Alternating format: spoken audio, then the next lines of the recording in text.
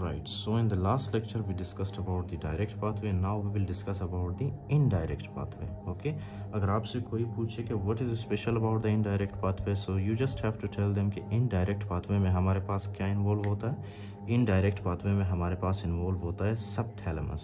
Okay, subthalamus, right? Indirect pathway में subthalamus जो है involve होता है इसमें, right?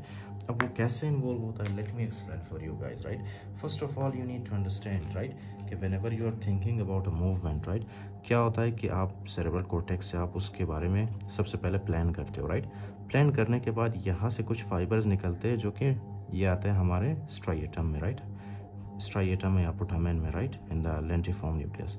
फिर यहाँ पे ये फाइबर्स आके क्या रिलीज करते हैं, अ lot of the glutamic acid. Okay, अब ग्लूटामिक एसिड क्या है? Glutamic acid in the last lecture I told you कि ये क्या करता है, नेक्स्ट न्यूरॉन को ये स्टिमुलेट करता है. राइट, तो यहाँ से एक न्यूरॉन निकलता है जो कि जाता है हमारे ग्लोबस पैलिडस एक्सटर्ना तक.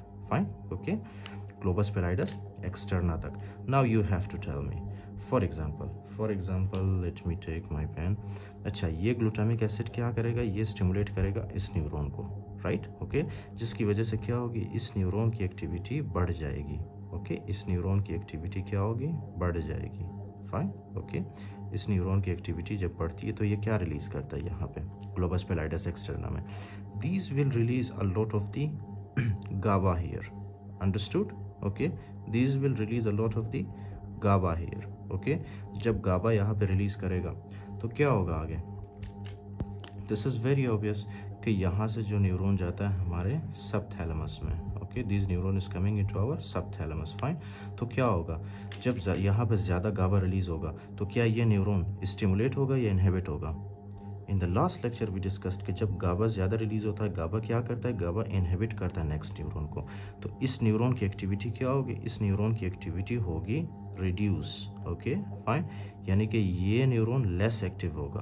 ओके, राइट, इस न्यूरॉन की एक्टिविटी जब कम होती है so this neuron will be less active, जिसकी वजह से ये neuron it will release very less GABA here. Okay, fine, तो ये क्या रिलीज करेगा, less GABA, very very less GABA. Okay, this will release very less GABA. क्यों? क्योंकि इसकी एक्टिविटी कम होती है, किसकी वजह से, प्रीवियसली रिलीज्ड गाबा की वजह से. फाइन, ओके, अब यहाँ से कुछ फाइबर्स जाते हैं हमारे कहाँ पे, ग्लोबस पैलिडस इंटरना में. ओके, फाइन, अब यहाँ से कुछ फाइबर्स जाते हैं हमारे कहाँ पे, ग्लोबस पैलिडस इंटरना में. ओके, ग्लोबस पैलिडस इंटरना में.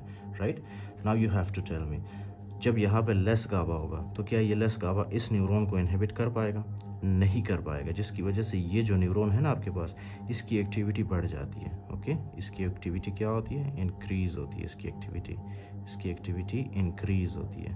फाइन, ओके, अब ये कौन सा न्यूरॉन है, ये मैंने इस ग्रीन कलर में क्यों ड्रॉ किया, क्योंकि ये न्यूरॉन क्या रिलीज करता है, ये न्यूरॉन ग्लूटामिक एसिड रिलीज करता है. फाइन, तो ये न्यूरॉन हमारे पास क्या रिलीज करेगा, ग्लोबस पैलिडस इंटरना में, this will release glutamic acid. Right, अब ग्लूटामिक एसिड क्या है, ग्लूटामिक एसिड इनहिबिटरी है या stimulatory, glutamic acid is a stimulatory neurotransmitter. Fine, okay, जिसकी वजह से ये क्या करेगा, ग्लूटामिक एसिड जो नेक्स्ट न्यूरॉन है ना उसको क्या करेगा, ये उस न्यूरॉन को ये स्टिमुलेट करेगा. फाइन, ओके, नेक्स्ट न्यूरॉन को ये ग्लूटामिक एसिड क्या करेगा, स्टिमुलेट करेगा. फाइन, और इसकी एक्टिविटी को बढ़ा देगा इस तरह से. फाइन, ओके, इस न्यूरॉन की एक्टिविटी बढ़ जाती है. इस न्यूरॉन की एक्टिविटी जब बढ़ती है so this neuron will release a lot of the GABA here in the thalamus. Okay, right, ये क्या करेगा, ये जो है a lot of the GABA ये रिलीज करेगा. फाइन, ये क्या है आपके पास, GABA. Okay, GABA, so this will release a lot of GABA. अच्छा, जब लॉट ऑफ गाबा रिलीज होता है यहाँ पे तो क्या होगा, जब ज़्यादा गाबा रिलीज होगा यहाँ से जाहिर सी बात है कि यहाँ से जो नेक्स्ट फाइबर्स जाते हैं ना, ओके, वो फाइबर्स क्या होते हैं, वो फाइबर्स इनहिबिट होंगे. राइट, वो फाइबर्स इनहिबिट होंगे यानी उनकी एक्टिविटी कम होगी. फाइन, ओके, उन फाइबर्स की एक्टिविटी होगी कम, रिड्यूस्ड. राइट, तब जब इन फाइबर्स की एक्टिविटी कम होगी तो क्या ये ग्लूटामिक एसिड रिलीज करेंगे यहाँ पे, नो. राइट, तो there will be less glutamic acid.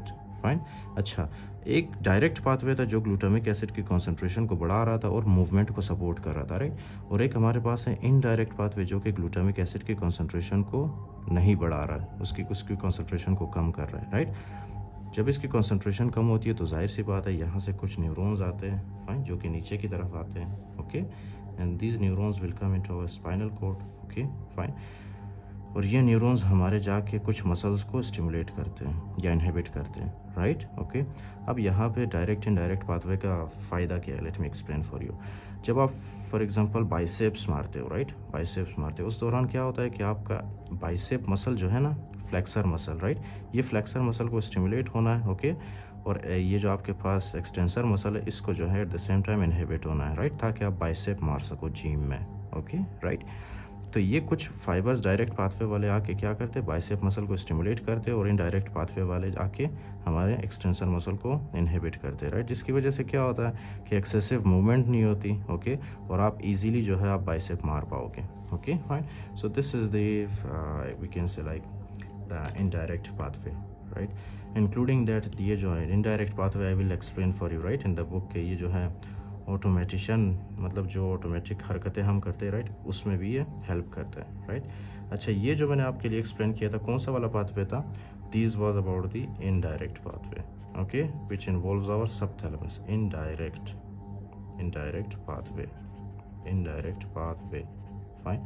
Now this is very important, once again let me explain for you, okay. इसमें क्या होता है, whenever you are planning for a movement, okay, first of all यहाँ से information आता है आपके putamen में, राइट, स्ट्राइएटम में, और ये क्या रिलीज करते हैं, ये फाइबर्स रिलीज करते हैं ग्लूटामिक एसिड।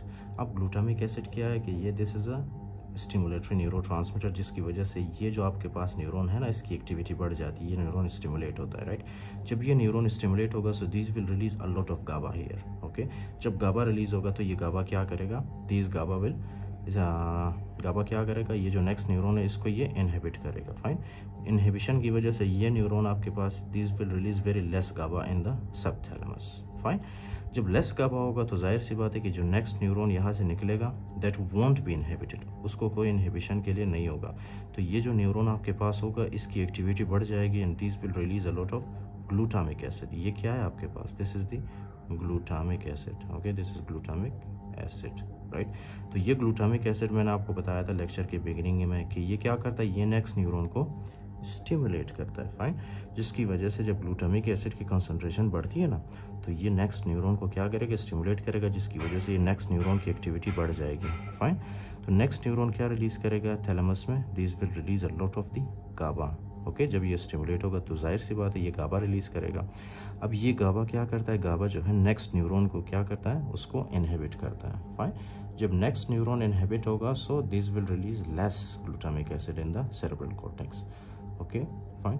तो ये क्या करेगा, अननेसेसरी जो मूवमेंट्स है ना, अननेसेसरी मूवमेंट्स को ये इनहिबिट करेगा, fine, okay. So this is all about the direct and indirect pathway, right? In the next lecture I will tell you about the dopaminergic pathway, okay? Dopaminergic pathway में क्या है कि ये आपके पास है substantia nigra, okay?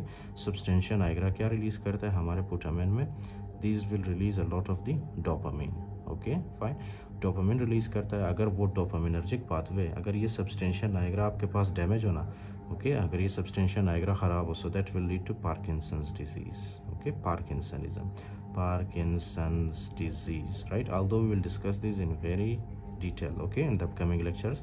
So Parkinson's disease में क्या है, ट्राइड है, which you have to remember. इसमें क्या होता है, एक तो ट्रिमर होता है, right? उसके अलावा जो है इसमें क्या होता है, हाइपोकाइनेसिया, ओके, ट्रिमर होता है, हाइपोकाइनेसिया होता है, राइट, हाइपोकाइनेसिया, और इसमें रिजिडिटी होता है, राइट। रिजिडिटी कौन सा, lead pipe rigidity. Lead pipe आपके घरों में है मोस्टली, राइट, वो जो गैस का पाइप है ना आपके घरों में जो फिक्स्ड है दीवारों के साथ, that is lead pipe, okay. तो पेशेंट को जो हाथ, मतलब उसकी जो बॉडी है ना, that will be rigid. What type of rigid, that will be lead pipe rigidity, okay, lead pipe rigidity. I don't know why it is not writing. So there will be lead pipe rigidity, okay. So we'll discuss these Parkinson's disease also in the upcoming lectures, but in the next lecture we will most specifically focus on the dopaminergic pathway के यहाँ से dopamine जब release होता है, right, वो कैसे influence करता है हमारे बेसल गैंग्लिया को।